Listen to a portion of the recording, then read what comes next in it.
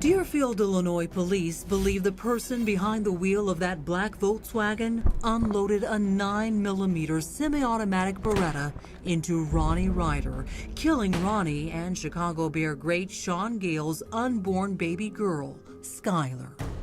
I mean, you've got a double homicide here. It doesn't get any worse than this. The car caught on surveillance cameras doesn't match Shaun's vehicle or any of the 17 current or former lovers of the football player. But a detective working the case has a hunch.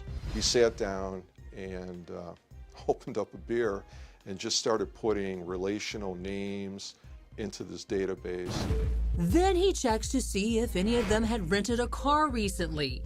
He strikes gold. He told me that he almost fell off his chair when the rental history popped up and he saw that Marni Yang herself rented a vehicle. Ding, ding, ding, ding, ding. All the bells, whistles, lights go off.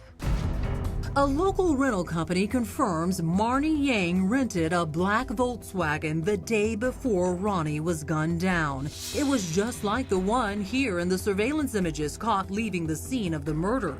And the rental agent remembers Yang was very selective about the car she wanted. The first vehicle she got was a very descriptive vehicle. It had this really wild blue color to it. She brought it right back and said, I want a dark colored vehicle that's very plain looking. Because the bright blue would be too visible. It'd be too visible, and it's not the greatest getaway car. But here's the strange part. The rental company says they didn't deliver the car to Yang's address. The address that she used was Christi Passchen's address. Who is Christi Paschen? Christi Paschen was Marni Yang's best friend. Adding to cops' suspicion, the mileage when Yang returned the rental car. What was significant about the mileage? There were 40 miles that were on the vehicle that Marni had rented and returned. When the police measured the distance from the rental car place to Christi Paschen's home, and then from Christi Paschen's home to the Deerfield home of the victim, Rhoni Reuter, and then back to Christi Paschen's home and back to the rental car company, it was exactly 40 miles. Then detectives discover Yang had a twisted obsession with Shaun Gayle. She was the one who had been cyber-stalking the football champ for the past 2 years. How did Marni gain access to Shaun's email account? Our theory is that while she was over at Shaun's house, that she ghosted or copied the hard drive of the computer. And the night before Rhoni and her unborn baby were killed, Yang and Gayle had a wild night of sex. Was she in love with Shaun? I don't know if she was in love with Shaun or not. It certainly seemed like she was obsessed with him. Yang was so fixated, detectives claim she paid for detailed background checks on the other women in Shaun's life. What did she find out? Emails, names, addresses, personal information like that. So she had access to everything.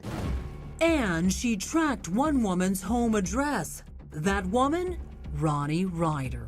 It doesn't take a seasoned detective to figure out that this just isn't fitting. You just had to prove it further. Correct. Now cops have some tough questions for the woman who seems to have an answer for everything. Did you check all the girls on the list? Probably most of them.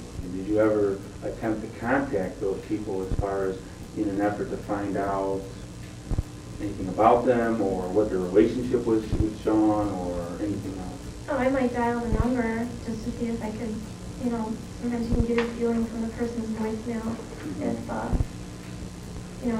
business or not. Was there ever any conflict between you and Rhoni? I never met her. I never spoke to her. Yang, a mother of 3, says she wanted to make sure Shaun wasn't dating any wackos. If I'm going to be involved with you on any level and you're going to be coming in contact with my kids, you better believe that I want to know and I want to understand everybody else that's associated with you. Police had also been tipped off by one of Yang's cop boyfriends. She's a gun enthusiast. Did you own a firearm now? Yeah. Okay. What kind of firearm? I have 4 of them, actually. Yang admits she had a 9mm Beretta, the same caliber used to kill Rhoni and her unborn baby, but Yang tells cops it had recently been stolen from her condo. Did you make a police report with Chicago CPD? I did not make a police report because I had no homeowner's insurance at the time. So I said to myself, I'm not going to be reimbursed for this stuff anyways. What about that black rental car she rented and had delivered to her best friend Christi Paschen?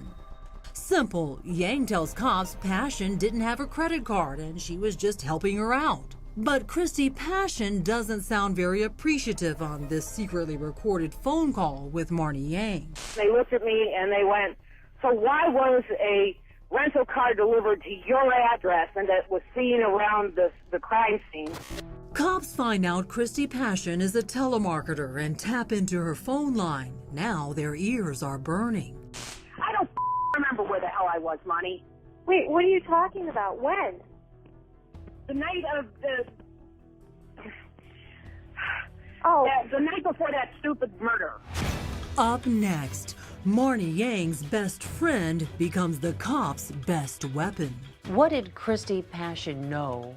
Christi Paschen knew pretty much everything. Cops have her all wired up, but Christi has a technical malfunction. We may have trouble, folks.